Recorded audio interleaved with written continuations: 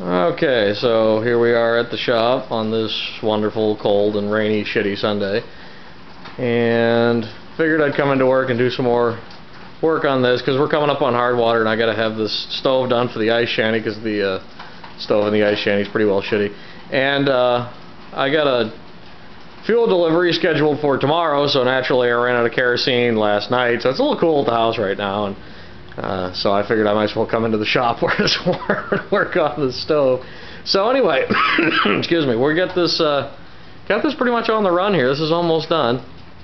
This was formerly a Craftsman air compressor tank that I salvaged out of my neighbor's junk pile. The air compressor unit on it had actually gone to shit, and they were going to throw the whole thing away, and the tank was perfectly good, and any enclosed metal capsule I pretty much look at and think, hey, that'd make a great wood stove. So I snagged that. That's been sitting on my deck for about a year now, a little over a year now actually, come to think of it. And so I finally started working this out. So I came up, the doors actually sprung just enough that it's got a nice spring to it, and that opens nicely. Got a nice generous wood door. If there's anything I hate on a wood stove, it's a small door. So almost the entire burn chamber is door. This is about, I forget, I think this is about 18 inches, 15, 18 inches tall. So I put a pretty good stick of wood in there.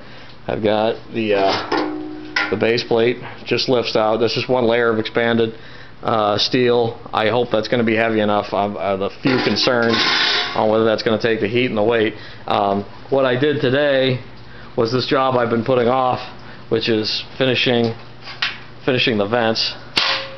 I got one on that side and one on this side, and these are actually the surface of the grate is actually right here. So the as opposed to regular stoves that would have the bottom of the fire, the coal sitting here, and would have the air vent here in the door. It's actually underneath the grate, so this ought to really burn like a son of a bitch. This ought to be just like a forge once it gets going. I got this hole cut on this side for, let's see if I can get this both.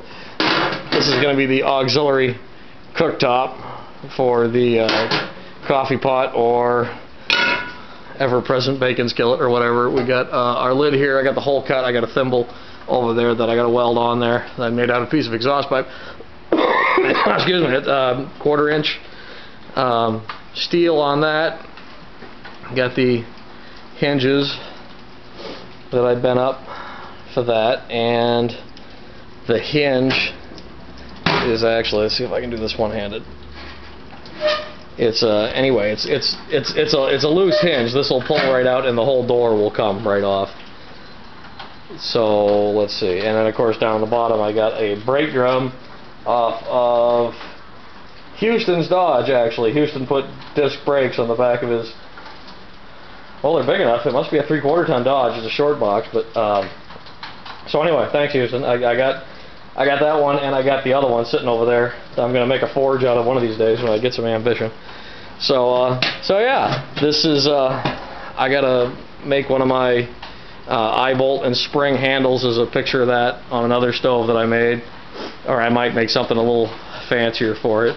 But almost done. Once I get the top welded on fast and get the thimble on and get the auxiliary cooktop welded in, now it's just going to be a matter of taking it out back and filling it full of pallet wood and burning all that paint off, because I don't know what Craftsman uses for paint on these compressors, but it is tough as hell, and you just pretty much burn it off. It really loads up a grinder. The grinder hardly touches it. You can see where I've been working on it there, and the paint is very, very durable. So we shall see. I'll get this thing hot as a cannon and hopefully burn most of that crap off. There's a lot of junk for something that just held air. It was awful dirty and slimy and shitty on the inside. I got a lot of it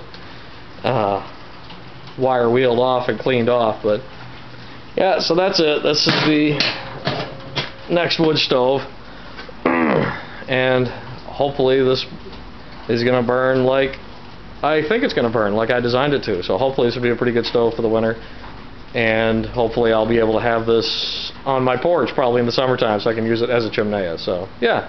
That's it. I think it'll work. I'm going to do some more welding.